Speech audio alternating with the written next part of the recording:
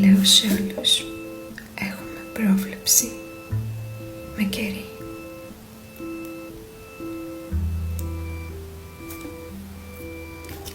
Υπάρχουν αρκετά εμπόδια στο να πραγματοποιήσεις αυτό ακριβώς που θες πολύ στο τώρα. Όμως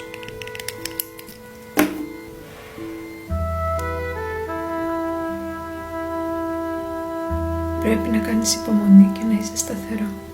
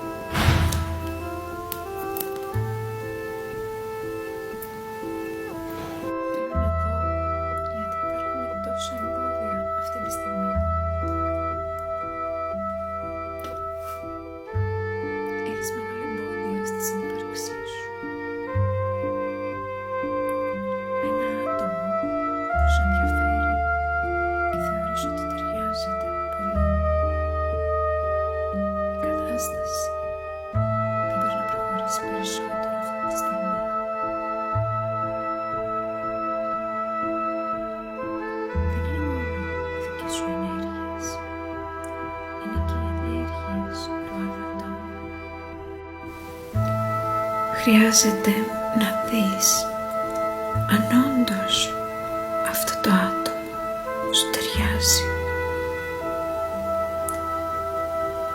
Βλέπω ότι δεν δείχνει σταθερότητα και σε μπερδεύει. Παρ' όλα αυτά, μέσα από όλο αυτό λαμβάνεις μια απομάκρυνση. Οι ενέργειες δεν σε βοηθάνε, ενώ θεωρείς ότι έχεις τα προσόντα εσωτερικά και εξωτερικά.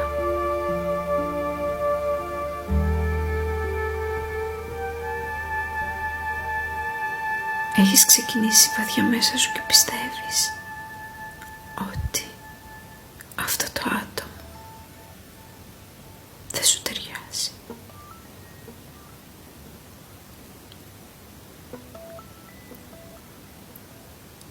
Προστάτευσε την ενέργειά σου τις 2 επόμενες ημέρες. Αυτό το άτομο είναι καλυμμένο έντονα από μια ενέργεια που απομακρύνει τα ενδιαφέροντα των ατόμων που πάνε να το πλησιάσουν.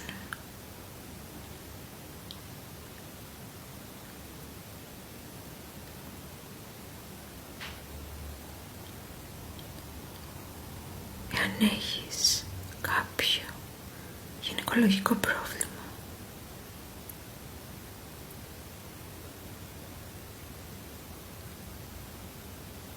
θεραπεύσέ το. Με πολύ πίστη θα θεραπευτεί.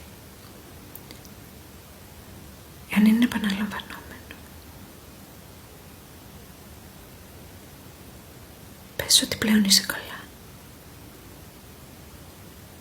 και ότι καμία δυσκολία δεν θα σε ξανακαταβάλει.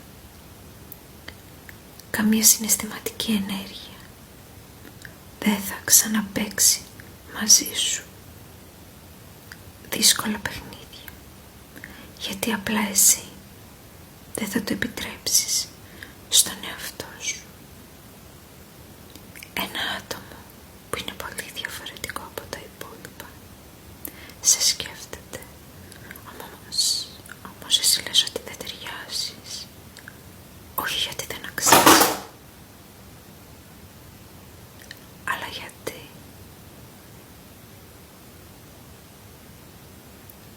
φοβάσαι ότι όντως ενδιαφέρεται πραγματικά και ταιριάζεις.